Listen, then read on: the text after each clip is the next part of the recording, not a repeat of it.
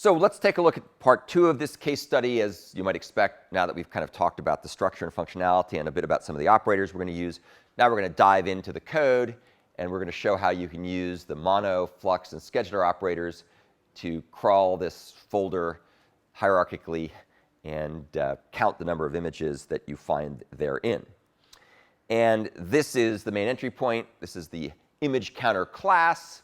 And as you can see, it's got a couple of fields and a bunch of methods, about a half dozen methods that do all kinds of interesting things using both monos, fluxes, and schedulers. So here's the implementation. You can see that it's got 2 parts. As almost always, we have a main part, which has the source code, and we have a test part that runs the source code. Here is the main entry point. So the main entry point, this is not a Spring application. It's just a good old Project Reactor piece of code. The main entry point has a main function, as do all good applications. It parses the parameters, if any, and then it makes an instance of the image counter with the starting point in the crawl, which is the root URI, which can either be, again, the local file system or some website somewhere. So let's go take a look at image counter. This is the constructor. And you can see that there's a whole bunch of fields in this particular class. It's got a field that's used basically for debugging purposes. It's got this really cool thing, which is called the key set view, which is basically a hash set. So it's part of hash map, but it's a hash set. So rather than having key value pairs, it really just has a key, which is the string in this case. And we're using this to be able to avoid counting duplicate URLs we encounter. We only count them one time. Down here, we have a little helper field called 0 or S0, which is just a mono that emits 0. We have a timeout. We say if this thing takes longer than 10 seconds, throw an exception. And we have a default constructor, which we use for testing. Here's the constructor. It takes the root URI that we want to traverse. And what it does is kind of cool. We say count images, and that's going to start the traversal. And this is going to return essentially a result. And we're going to use block optional with a timeout. So we're going to say block until the stream completes, encounters an error, or times out. So that gives us back an optional integer, but it'll block for up to 10 seconds. And then when we're done, we go ahead and print what we got back, which is either going to be the number of images if we succeeded, or 0 if for some reason it didn't get through because it timed out. So it'll tell us at the top level the number of images that are reachable from the root URI. So let's go take a look at count images. So this is really the entry point to the whole thing. And you can see what it does is it takes the page URI and the depth. And of course, depth starts at I guess 0. Actually, let's go see what depth starts at. I always forget whether I start 0 or 1. Yep, it starts at 1. So that we're at the first level in the traversal. By the way, if you ever go to certain European countries, they start counting floors at 0. Most places in the US, the first floor is floor 1. In Germany, the first floor is floor 0. Clearly a C and C++ and Java-oriented culture, right? They start at 0. That's the kind of joke that only computer scientists will understand. So here you can see we start with the page URI, the first thing.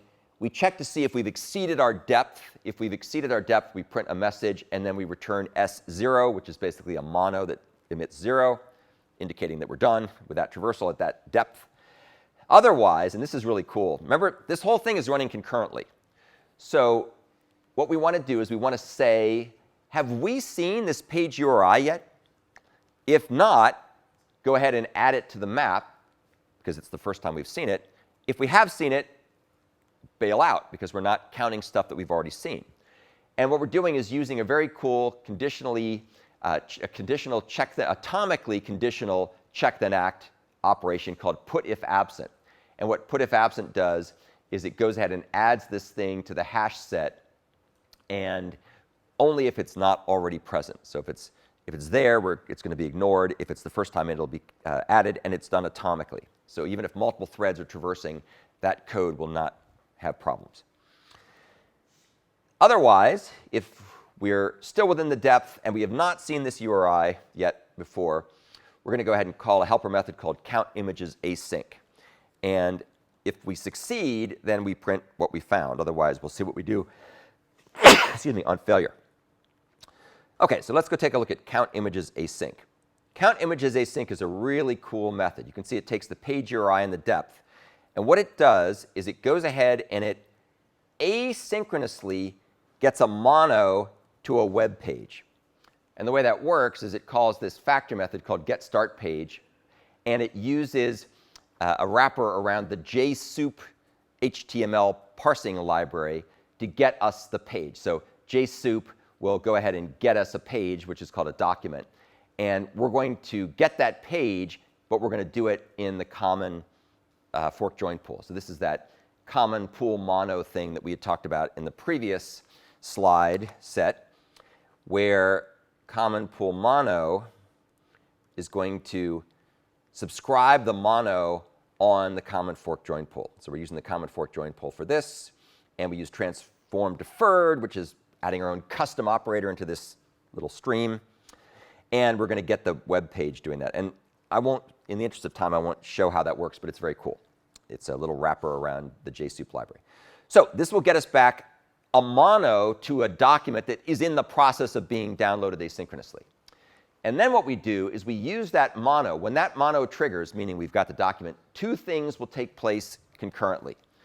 One is we're going to count the number of images on this page, and that's going to be concurrent to going and crawling the page to find all the images that are reachable recursively from that link.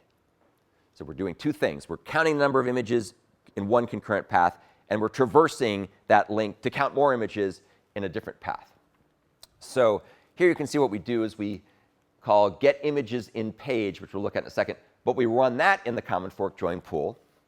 And getImagesInPage just uses the JSoup feature to select all the image elements on the page, which comes back as an elements object, which is basically like a list. It's a collection of some type.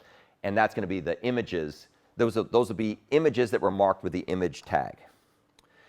That takes place in the background, and when we're done, we get the number of images. So we get a count of the number of images. Likewise, and simultaneously, we're going to crawl the links on that page also in the common fork join pool. This will also take place in the background. And you're going to see that what we're going to do is we're going to do the crawl links in page method, and we're going to flat map it so we get a single mono. And let's take a look at what crawl links in page does. So crawl links in page takes a page, which we now have got, and it does something super cool. It uses the select method from JSoup to get an iterable object, basically an elements object, that is all the hrefs on the page. So now we have all the hrefs on the page. We turn that into a flux, so now we have a flux of hrefs, like a stream. And then what we're going to do is we're going to use the flat map concurrency idiom, and this is super cool, to take each of the hyperlinks we got from selecting this, and we're going to go ahead and run this in the background, and we're going to go ahead and count the images. So we're going to count the number of images. And this is a recursive count. So this is going back to the original entry point method, but starting at that new URL as the root. So it's recursively finding the next thing. And of course, we have to increment the depth by 1 because we're going down a level in the tree. And so this flat map operation is going to go ahead and count all of those images recursively and concurrently. So those are all going to be going off like a tree of concurrent calls are going to be going off. And we're going to come back here with basically a flux of results. So we're going to have a flux of counts because we flat map the whole thing together. And then we're going to use the reduce operator to reduce them by summing them together. So we're going to sum up all those results. That'll return a single value. But if there were, in fact, no URLs on that page at all, no hyperlinks on the page, we're going to return 0. So that's where we use the default if empty call. So from doing all that stuff, we now get a single count, which was the counts of everything that we just went through. And then the last piece of the puzzle here is once we now have two monos, a mono to the number of images that were on the page and the number of images that were reachable from the page. And then we call the last method, which is called combine image counts. And you can see what that does is it takes the image is in page mono, and the image is in links mono, and it zips them together, which basically says, wait till they're both finished, sum the results, return that as a mono. So that's really the last piece of this thing. And all this stuff runs asynchronously. Here's what it looks like when you actually run it. So we have about a minute left. That'll be plenty of time. And so what it's going to do is it's going to go ahead and run the test. I didn't really show you the test, but it just creates an instance of this thing and runs it. And you can see here that it basically tells us the results. So it traversed through a list of images, which were images from my website, and it found 21 in total, and you can see where they were at each level. So that's basically that example. It's super cool, and it illustrates how you can use reactive programming in order to be able to do processing of things concurrently and then join the results back together again in a very fluid and fluent way. OK, so that is the end of that example.